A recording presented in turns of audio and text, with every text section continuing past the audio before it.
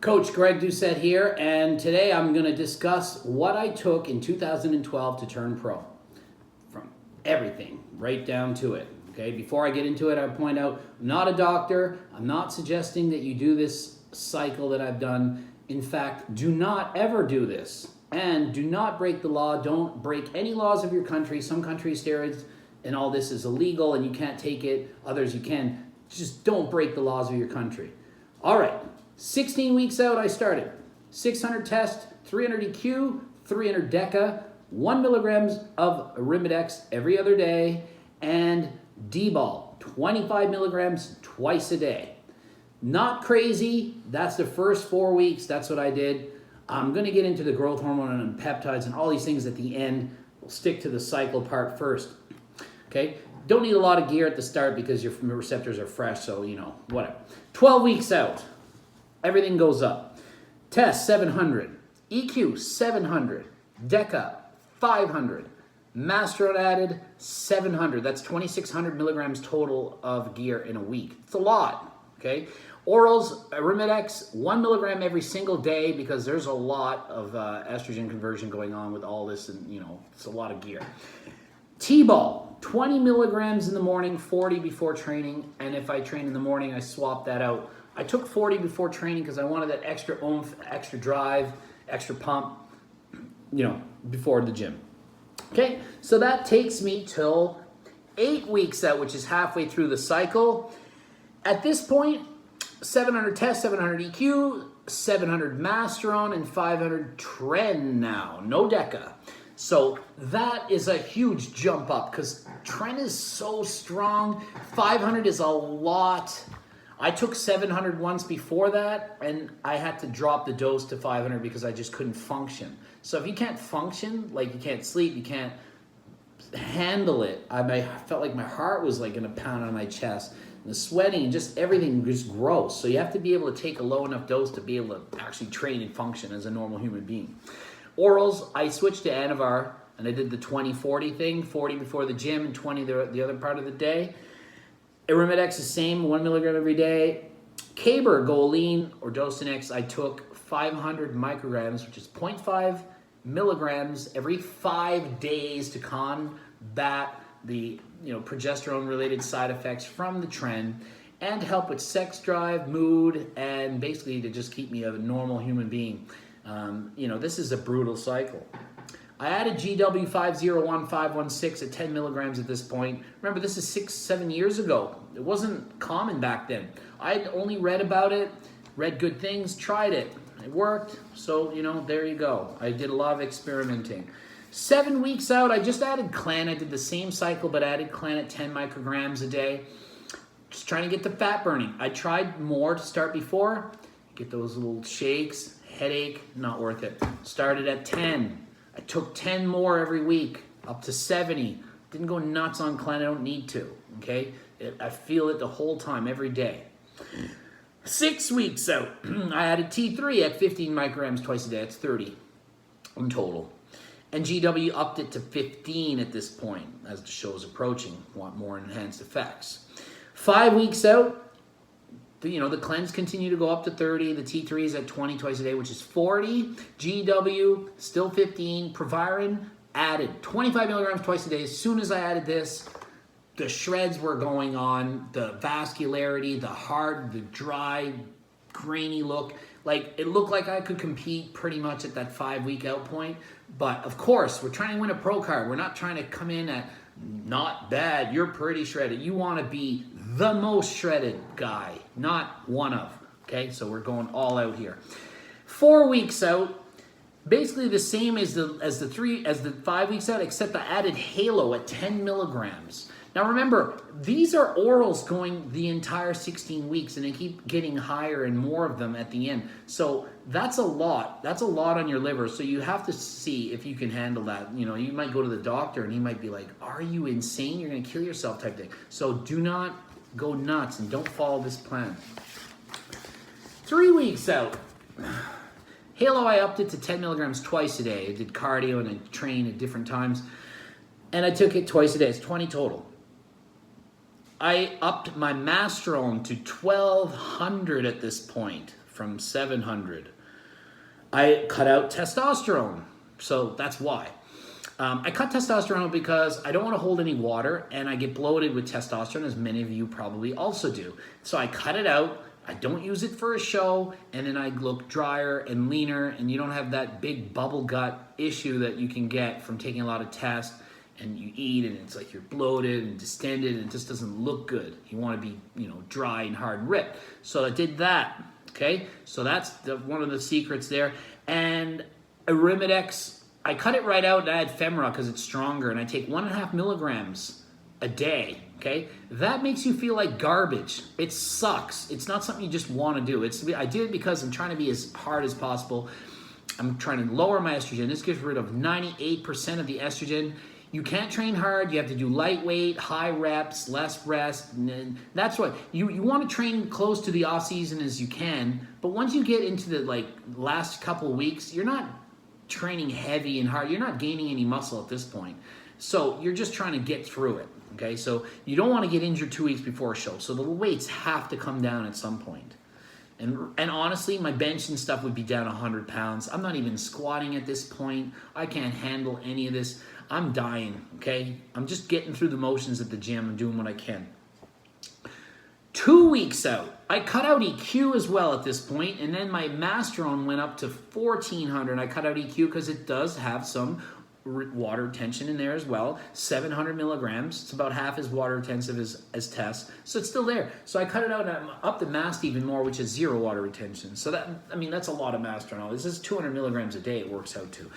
Halo is at 20 milligrams before training, and then 10 milligrams twice a day after that. I'm taking it just to get out of bed at this point. 40 milligrams of Halo, that's a lot. Now, plus, I'm still on the other orals. It's not like I've stopped the Anavar, okay?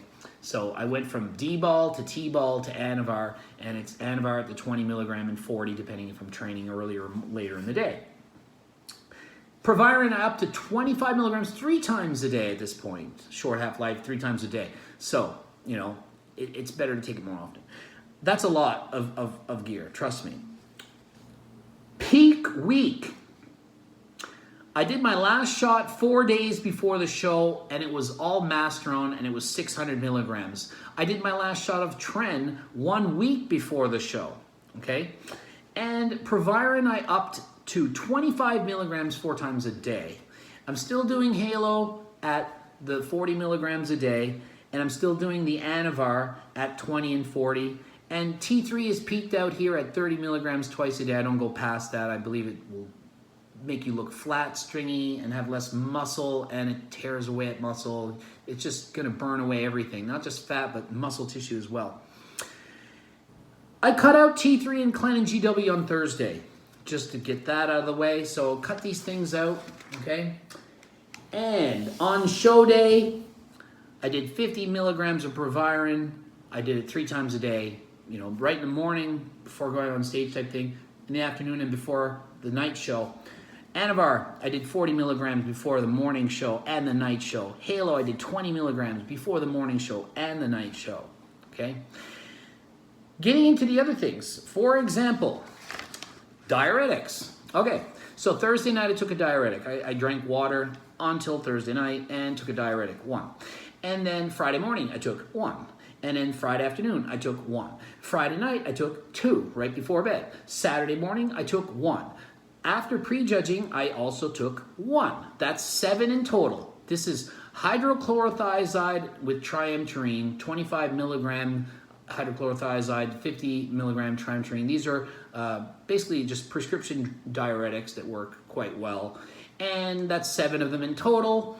And just so you can see what my weight's doing with all this, I'm weighing in at 193.5 on Friday evening, okay? Then I go and eat till I'm 198.5. So I eat 5 pounds of food because I know I'm gonna drop, and I'm doing a serious carb load at this point. I ate until basically my stomach was in pain. Literally, there was no room. I wake up the next morning and I'm 193.5. So that 5 pounds is absorbed and peed out from the diuretics, and then the foods entered and formed glycogen. Then, after the night show, after the morning show, I weigh myself and I'm 191.5. So I lose 2 pounds, pumping up, posing on stage, the whole thing. It's quite the process. And then when I go to the night show, I'm 190.5 at night. Okay, so just because I'm still taking diuretics, I'm still getting leaner. And I am peaked at my prime at the night show. I'm 190.5. So when I'm 193.5 at this point in the morning, I don't look as sharp, as good as the 190.5. A lot of people think you're going to weigh in and gain 20 pounds after the weigh-in. I weighed in at 212, but I'm 230 on stage. That is complete and utter bullshit. Nobody is doing that. Hardly anyone is gaining a pound. Most people are weighing in and are less the next day. The guys who are cutting from 240 to make 212, they're not doing it in a day. They're dieting down, and they're probably in the 220 or less zone, and then they're cutting their water and taking diuretics and making 212, and they're not eating and getting back to 225 and competing the next day at 225 and it's all absorbed. No, what do you think? They weigh in at 212 on Friday night, and suddenly they eat 12 pounds of food and water and it absorbs everywhere magically into their chest muscles and their stomachs are flat? Not possible. And they're not injecting IVs and taking, intravenous fluids like that. They don't want to spill over and look watery. They want to look dry and hard. Most guys, if they cut hard to make 212, are still under 212 the next day. You might say all this bullshit. They're not. Trust me, I have competed 54 bodybuilding shows and powerlifting 60-something times, and I've cut weight millions of times. There's no weighing 20 pounds more, okay? You can't just... Think of it. I ate 5 pounds and my stomach was in pain. I couldn't put any more food in it. My brother was there with me. I think I was walking back like this, holding... Well, my stomach was bigger because it was full. I was literally walking back, holding my stomach up. It's so full. I ate so much food. And I weighed 193.5 again the next morning, which is what I weighed in at. How am I going to be? You can't weigh in at 193.5 and weigh in at 2.5 the next day. It's just not happening. Anyway, I want to get that out of the way. Okay, so that's the diuretics. Okay, what else did I do? Well, I couldn't sleep during this prep because there's too much tren and too much crap. So I had Seroquel as a sleep prescription. I also had Zopiclone as a sleeping pill, and I had over-the-counter Sleepies and what have you from like the drugstore. So I started with the over-the-counter, started with melatonin really, then the over-the-counter, then it's not enough, then Seroquel low dose. And I also had amitriptyline. And so I had all these prescriptions for sleeping pills, and then I'd start at like 10 milligrams, and then by the end of it, I'm taking like 100 of amitriptyline, for example. Or Seroquel's, I'm taking 100. I start at 25. And like Zopiclone works for like 3 hours at this point, and you want to take 2. And so you can get addicted to the sleeping pills, really. And after the show, it took me about 6 weeks to wean myself off of sleeping pills to get a normal amount of sleep. So this is one of the big problems with contest prep is sleep. Way worse than like trying to get a fat burner. Getting a sleeping assistance or a program is so much harder. So that was the only way I could function, is to get these sleeping pills to sleep. Because without it, like literally, I would do natural shows. I did 42 of them. I would sleep 3 hours a night when I was natural. So it's not just steroids that make you not sleep. People just think it's transomnia. Yeah, sure it is. But everything makes you have insomnia. Like you just take tests in a high dose, you're going to get that at some point. If you're dieting hard, you just don't sleep. It's rare that people get good sleep. So you need something to help with your sleep. What else? Throughout prep, I used growth hormone, okay? I used blue tops, I used Kitchtropin, I used doctor prescribed for AIDS patients, literally, with the name right, I'm not gonna say the name, but the expensive stuff. And I would do 2 IUs of the expensive stuff from the doctor, or I would do 10 IUs of the blue tops or 5 of the Kitchtropin, and I just altered. I didn't really write down exactly when. I don't have notes on, I did this for a week and this. That's what I did. Sometimes I did it for 5 days and I would stop. Sometimes I switched back and forth. I'd do like the good stuff one day, the blue tops the next day, all over the place. That was used throughout. Okay, days off, I did like off growth hormone. I would do all the peptides in my off season. I did all the peptides leading up. So CJC 1295, Sermorelin, Ipamorelin, GHRP2, GHRP6, and throughout the contest prep, I was doing IGF-1, intramuscular, like with the insulin needles, like chest, shoulders, leg day, back, like all the time. So it's always felt like I was injecting 10 times a day something. I used MGF as well. I had melanotan too. I had all these things going on. Okay, so that's just something else to throw in. I'm not going to get into too many details. This is a little bit old school too. Nowadays, people use less of that. And I cut out GH 2 weeks from the show to prevent holding water. Okay, just to give you some more facts, I won my pro card I won the light heavyweight. That was the national championships for Canada. There was 27 light heavies. I won that. I had a score of 6, so it wasn't a perfect score. Tony Searle had a score of 9, so he had one of the judges had him in first place, and so yeah, we were moved around and stuff, and it was pretty close. We had also Larry Vinette, who was close to winning his pro card in my division as well. He placed 3rd, just behind Tony, but he got his pro card that year in the Masters class. So these guys were awesome, and it was a very tough battle. And then in the overall, we had Zane Watson was lined up with me in the heavyweight as the winner, and Antoine Vaillant. Antoine, you probably know him. He's one of the more famous pros in the open class. He was huge, like 255 and like, I don't know, 5'11 or something. Like, he was a monster. He wasn't super shredded like he was at his last show in the pro division, but he was really good. So he won the overall, and I got the second pro card by getting second in the overall. And Zane Watson, he didn't win that year, but the next year he got his pro card, along with Henri Pierre. These are top name guys. Zane's been in the Olympia. Henri Pierre's been in the Olympia. So these national shows are no joke. Henri had competed several times and was just getting better and better. So that's that. That's the cycle. That sums it up. I hope it sheds some light on what do pros do? What did I do? This is the biggest cycle I ever did in my life. And like, some people will say, oh, I heard you did 1,400 milligrams of Tren. I'm like, what? Like, so rumors happen all the time. You can't just believe when somebody just says what somebody takes. This is what I took. This is the most I've ever taken. I've never taken this much since. I've done several pro shows, and I don't take this much.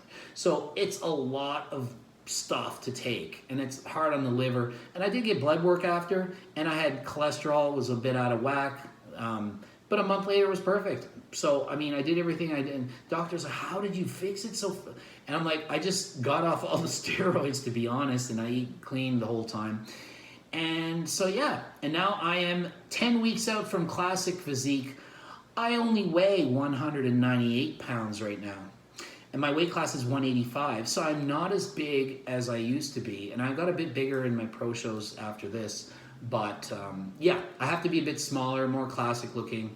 And so obviously, like, I only did HRT for a whole year, and I've been using like the SARMs and whatnot. And I'll do more videos on this stuff. But that's it. That's it in a nutshell. If you're interested in coaching, gregdoucette@hotmail.com, to send me some messages. I'm not cheap, so I'm not expensive either. Like, if you look at the top guys that are coaching the Olympia guys, they're charging double what I am. So I'm not cheap. It's not $100 a month. So don't message me if you're broke, because half the people that write me can't even come close to affording it anyway. I'm getting about 20 messages of coaching for every one that hires me, and 90% don't hire me because they say it was just too much money. So if you're broke, it's not cheap, okay? I do this for a living. I'm a professional, and I coach, and that's what I do, and I've earned over all these years the right to charge what I do. That's it. So don't write me if you think it's $100 a month. Like the video if you like it. Subscribe to the channel. Check out my other videos. I have so many other videos, especially old videos that people have been watching more of my videos lately, but I have some videos from a year ago that are really good that I used to spend like 5 hours on. So check some of those out, and we'll see you next time.